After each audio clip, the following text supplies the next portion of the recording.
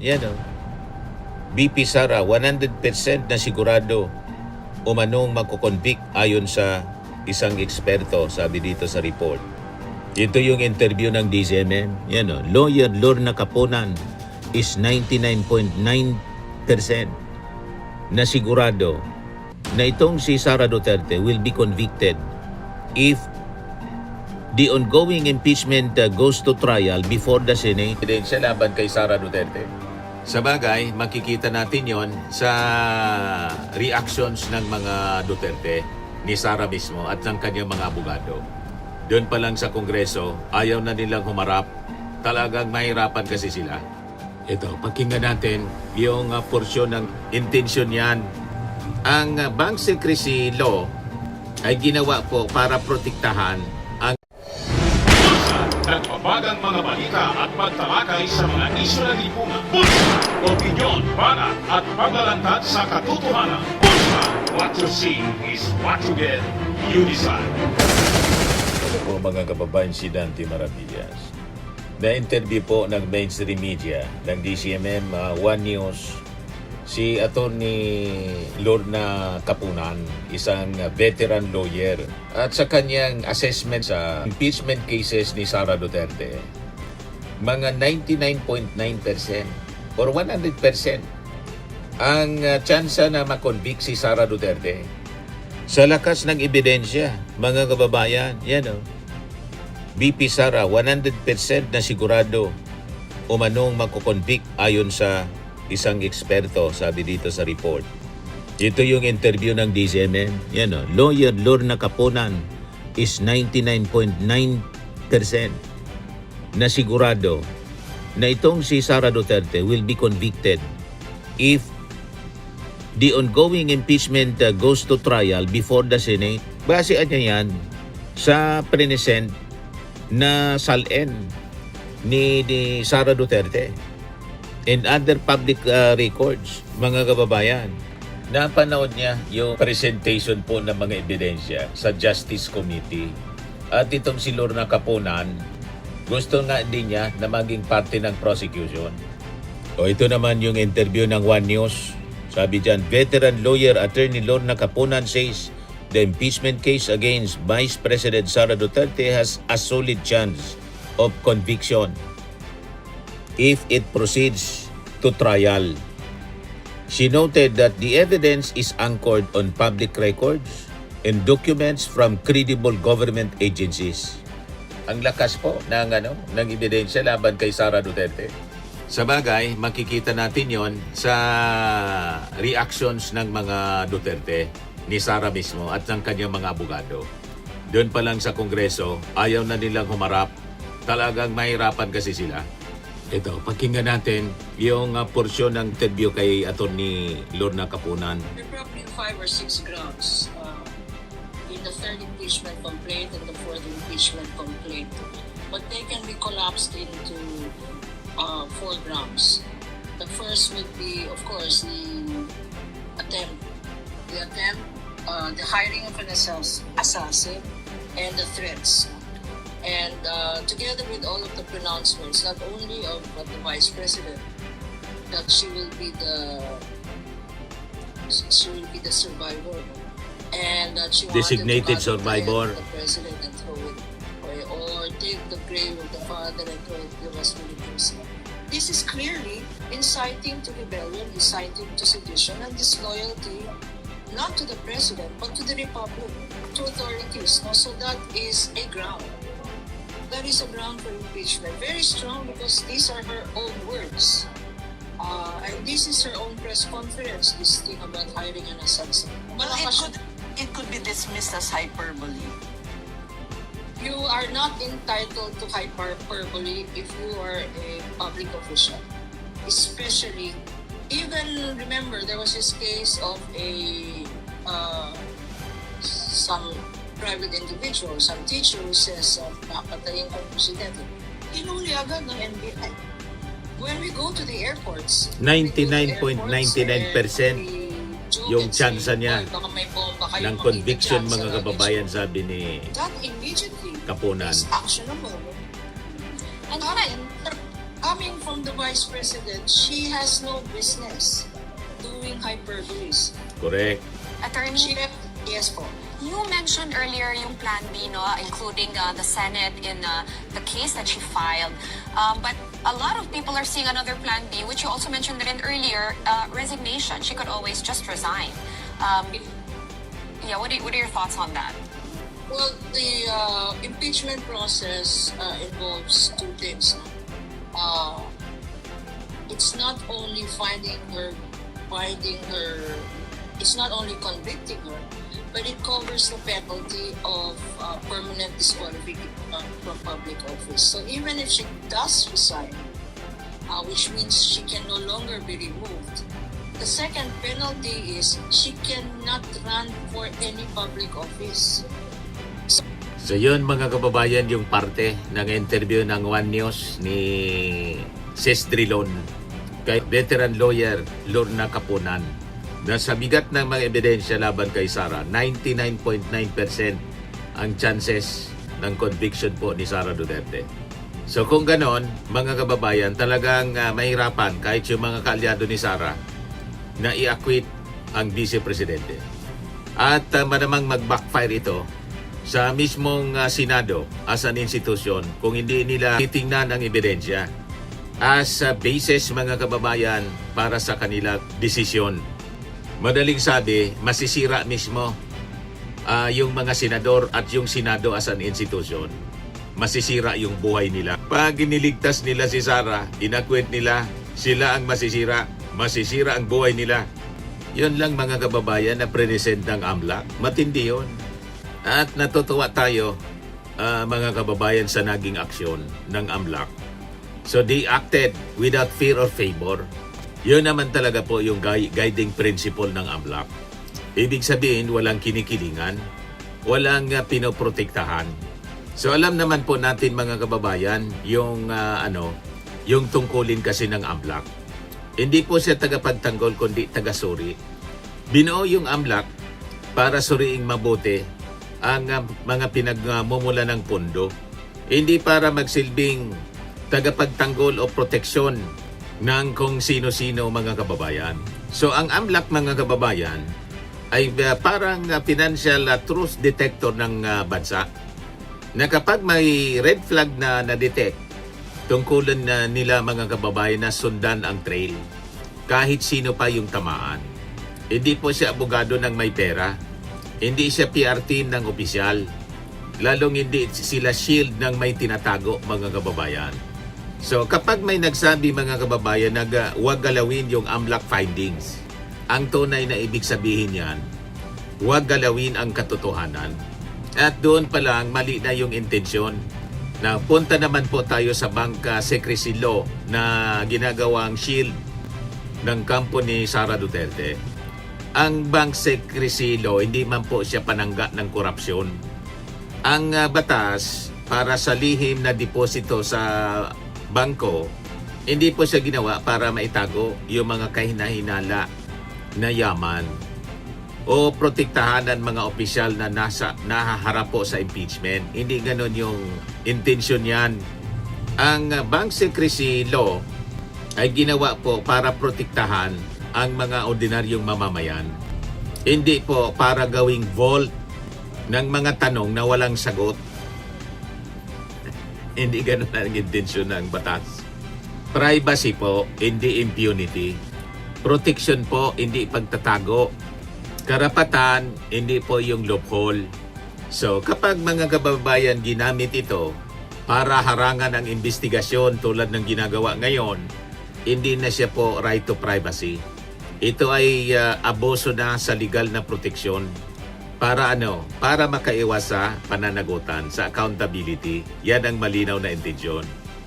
Katarungan at katotohanan ng pinakadiwa mga kababayan ng batas. So kapag ang legal system na po ang ginawa na depensa para sa katotohanan, nawawala po ang mismong dahilan kung bakit ito umiiral. So simple lang, kung ang batas ay ginagamit para hindi natin malaman yung totoo, hindi na po hostisya yung pinaglilingkuran, kundi malinaw na pagtatago nang ayaw nila makita ng tao kasi nga po galing sa masama. Ang transparency mga kababayan, hindi siya optional. Ang public office is a public trust, hindi po siya public shield. So kapag may mga tanong, dapat may sagot. Kapag may mga duda, dapat may paliwanag agad. Kapag may nakitang mga ebidensya, dapat walang harang. Ganon ang public office. Si public trust. Ngayon, narito mga kababayan, ang ilan sa mga batikos kay Sara at saka kay Man Scarpio sa pilit nilang pinagtatakpan ang katotohanan. Sa paghahablan nila sa mga opisyal ng AMLAC, BSP at pati sa mga mambabatas, yung pagtatangkang busalan ang katotohanan. Ang pagsasampa ng kaso ay isang malinaw na attempt to suppress evidence. Imbes na sagutin ang issue, mga kababayan, ng 6.77 billion pisong halaga ng mga suspicious transactions na natuklasan ng AMLAC, idinaan ito sa legal na teknikalidad upang matigil ang investigasyon. Diba? Malinaw na talagang may itinatago. So kapag ang ebidensya ang unang target ng defense, hindi po paglilinis ang ginagawa, kundi pagbubura mismo ng trail. Ang impeachment mga kababayan ay isang accountability mechanism sa ilalim ng ating saligang batas. Hindi pwede pong gamiting shield o panangga. Ang mga batas sa bank secrecy law, sabi ng mga legal experts, para lang maitago yung mga transaksyon na hindi tugma sa idiniklarang yaman po sa kanilang salin o sa isang mataas na opisyal ng ating gobyerno. So ang impeachment mga kababayan, hindi simpleng proseso. Ito po yung pinakadirektang paraan para panagutin ang isang mataas na opisyal, isang impeachable official. So kung dito pa lang ay gumagamit ka na ng harang, malinaw po na hindi mo hinaharap ang kaso, kundi iniiwasan mo ito. So may double standard mga kababayan sa transparency. Hindi po pwede po na transparency para sa iba pero secrecy para sa sarili. Yan ang ginagawa ng kampo ng mga Duterte. So ang pag-file nila ng kaso mga kababayan laban sa AMLAC, sa ilang members ng Congress at saka sa Bangko Sentral, malinaw po na harassment, intimidation, panggigipit sa mga konstitusyonal na mga ahensya. At sabi nga po ng mga observers, ito po ay diversion. Classic tactic na ang iba ay ibig sabihin kapag hindi mo kayang sagutin yung issue, ibahin mo yung usapan. Nililihis sa totoong issue mga kababayan. Iniiba nila yung usapan. So kapag lahat ng kilos ay puro harang, kaso, technicalities, hindi po siya indication ng innocence. Ito ay indication na takot na may mabunyag. Kaya po, sa presentation po ng AMLAC, tama yung sinabi ni veteran lawyer Lorna Capunan. Sa tingin niya, 100%, 99.99% or 100% ang tsansa na si Sara makoconvict mga kababayan. Napakalakas ng ebidensya laban sa kanya. So ang batas mga kababayan ay hindi panangga ng may mga itinatago. Ito po ay salamin ng katotohanan. So kung walang kinatatakutan, bakit tinaharang ni Sara ang ilaw na magpapatunay sa katotohanan? So yan mga kababayan ang malaking tanong. Walang tanong-tanong, sabi ni Sara. Walang tanong-tanongan niya. Kaya yung mga senador na mag-acquit kay Sara sa kabila ng bigat ng mga ebidensya, siguradong masisira yung buhay nila. Huwag ninyong subukan na despite sa lakas ng ebidensya, i-acquit ninyo dahil sa alyansa sa politika. Hindi dapat ganon. Balikan natin si Atty. Capunan. Yes, he's not an elected official. I think that time, attorney, Yes, correct me if I'm wrong, parang the senators decided since nag-resign na siya, wag na natin ituloy yung trial. Pero pwede nilang ituloy had they wanted to. I guess is kind Yes, of that is correct. And if, but it did not ripen into conviction. All right. Now, on another... If I may add, people are forgetting that apart from this impeachment case, Trillanes filed a plunder case. Now, in a plunder case pending before the Ombudsman, if that ripens into a conviction of the Vice President in the Sandigan Bayan, the penalty there, because criminal case to the penalty is imprisonment. Malamang And not makulong only si Sara. imprisonment, it also carries with it disqualification from running from any public office. So even if they do the So ito yung sinasabi natin na lahat ng sword of Damocles hanging before the head of Sara Duterte, sabay-sabay siya na bibitawan ng ating mga authorities. So makaiwas man siya dito sa impeachment, sa Sandigan Bayan, malamang makulong siya doon. Kung walang kulong, kundi removal from office and perpetual disqualification, ang sa impeachment, Sandigan Bayan, may pagkakulong doon. Ito yung sinasabi ni Lorna Kapunan. Yan even kung miski na mag-magic yan sa Senado, at for some reason, the impeachment, she's not impeached, there is a surviving plunder case where she can be imprisoned. She can be required to return 6.7 billion or whatever they find as unexplained, ill-gotten, or malverse funds, public funds. Napakaraming pera po. 6.77 billion. However, we know how long trials take in the Sandigan Bayan. Well, apparently the Ombudsman here is faster than lightning and faster than Superman. Wala pang ang ebidensya ang mga ibang public officials na freeze na yung accounts nila.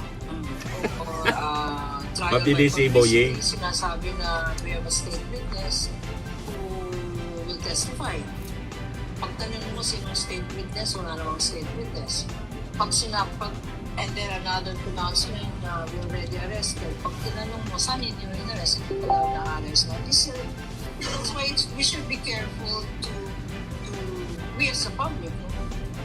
Because the other thing is, if I may add, the difference between this impeachment and the previous impeachment against Corona is you have social media, you have noise, you have outside noise. And the more trolls, the more resources to hire trolls, the more noise you create to distract. Now, another So yan mga kababayan, abangan natin yung mga susunod na sa kwento. mga pulses in affected area. Mainam po sa paninigas ng mga kaso-kasuan. Ito naman po, Automax Radiant Serum. Sa mukha naman yung application, anti-aging po siya. You will look 10 years younger than your age. Sa mga cancer patients naman po, baka lang gusto ninyo itong itry. Neng siya red mixed fruit drink. Hindi mo po siya gamot, food supplement siya. Kaya lang, gawa siya mga kababayan sa goji berry. Yung goji berry may anti-cancer properties. O ngayon, yung mga inquiries ninyo, dumiritso na lang kayo sa aming messenger sa Facebook para masagot namin agad. Ayos pa? Ayos na ayos niya, Mr. Maravilla. Sa mga nagana po ng malinis and spacious fitness gym, pumunta lang po kayo sa aming Colossal Fitness Gym. May Grab ka rental din po kami. But anyway, ito po pala yung aming bagong product na binibenta online. I am worldwide amazing pure organic barley powdered drink mix from Australia. Negosyo to ng aking anak na architect entrepreneur Riz Maravillas. Ayan po. Kontakin na lang po ninyo siya, Riz Maravillas on Facebook. Ang mga health benefits niya, boost immunity, improves digestion, enhance energy levels, packed with antioxidants, prevent cancer. Ito naman po yung bago naming product na binibenta online. Eye Glow Serum, whitening po siya. Tingnan ninyo yung epekto sa aking anak na architect before and now. Yung mga inquiries po ninyo, dumiretso na lang kayo sa kanyang Facebook account, Riz Maravillas.